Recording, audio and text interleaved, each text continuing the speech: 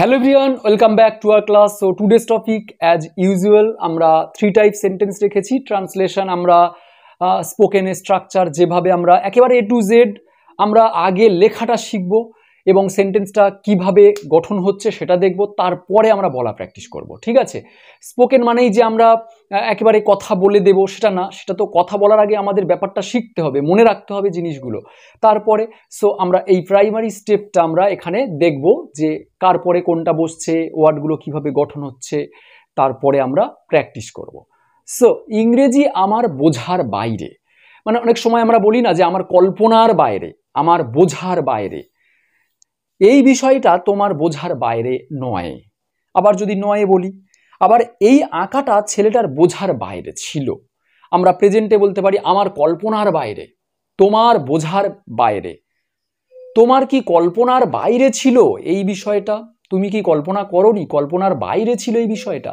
So বিভিন্ন type sentence এই ধরনের, বোঝার বাইরে, কল্পনার বাইরে, ছিল, আছে, বা বাইরে কি ছিল, বাইরে ছিল না।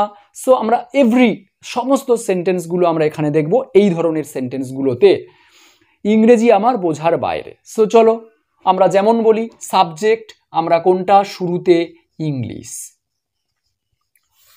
ইংলিশ, চলে যাও শেষে বাইরে, তাহলে ইংলিশ হলো বাইরে, English is beyond, English is beyond মানে ইংলিশ ওপারে।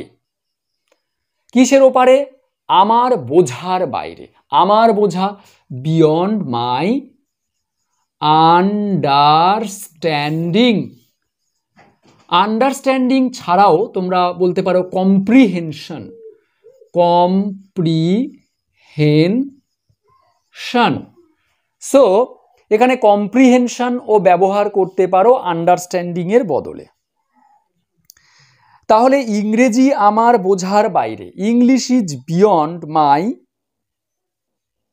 Comprehension, clear?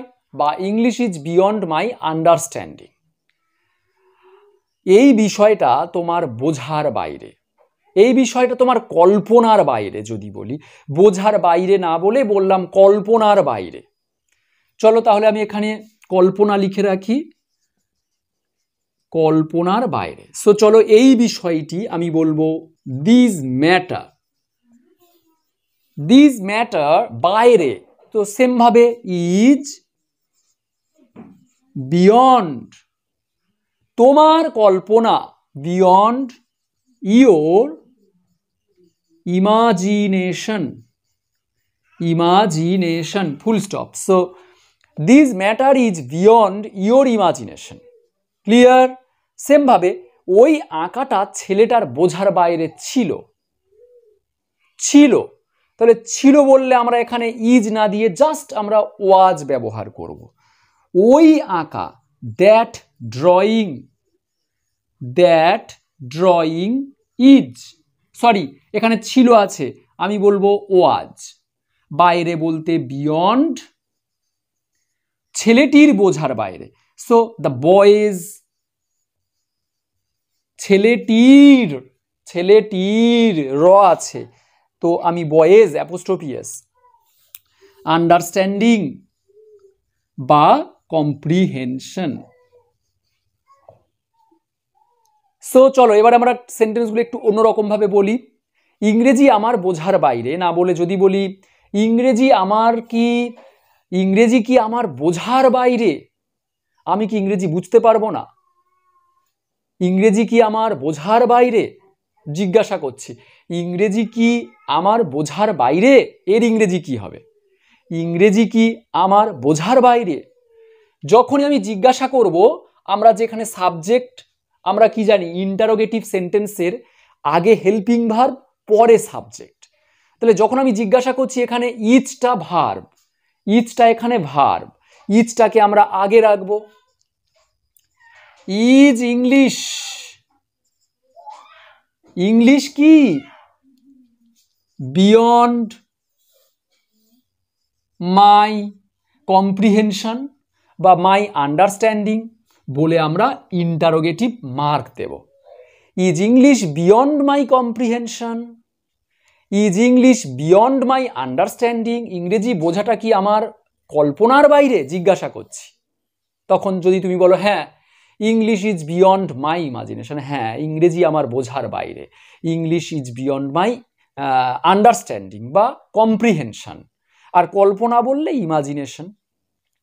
এবারে যদি আমি বলি না ইংরেজি আমার বোঝার বাইরে নয়, আমি ইংরেজি শিখবো, ইংরেজি আমার বোঝার বাইরে নয়, তাহলে নয় বললে আমি কি বলবো? ইংলিশ নয়, English is not, English is not beyond my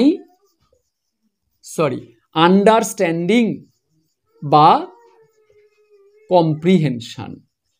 full stop. দেখো তিনটে টাইপ সেন্টেন্স আমরা করে ফেলেছি।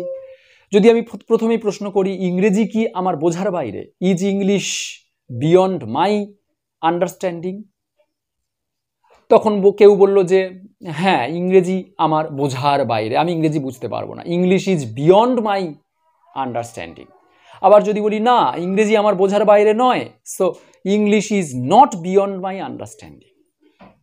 ক্লিয়ার? সেমভাবে বিষয়টা কি তোমার কল্পনার বাইরে, তাহলে আমি তখন বলবো ইজ দিস ম্যাটার, কারণ ইজটা আমরা আগে রাখবো, তবে এখানে আমরা ইন্টারোগেটিভ করতে পারবো বা বলতে পারবো, কারণ সাবজেক্ট মাঝে থাকে, আগে ভার্ব থাকে। Is this matter beyond your imagination, অর্থাৎ এই বিষয়টা কি তোমার কল্পনার বাইরে? না, নো, নো, না, this matter is not beyond your imagination, না, না এই বিষয়টা নয় তোমার ইমাজিনেশনের বাইরে, তোমার কল্পনার বাইরে নয়। যে ওই ছেলেটার বোঝার বাইরে কি ছিল আঁকাটা, ওই আঁকাটা ছেলেটার বোঝার বাইরে কি ছিল?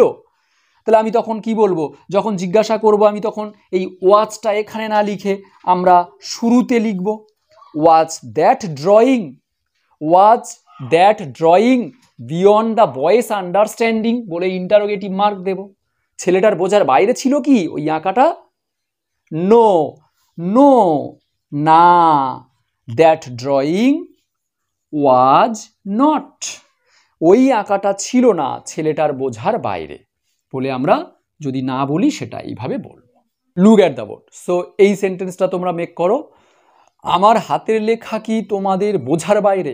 সত্যি এটা তোমরা কমেন্ট করো এবং তোমরা নিজেরাই জানাও যে ইয়েস অর নো, আমার হাতের লেখা তোমাদের বোঝার বাইরে বা অথবা কি না।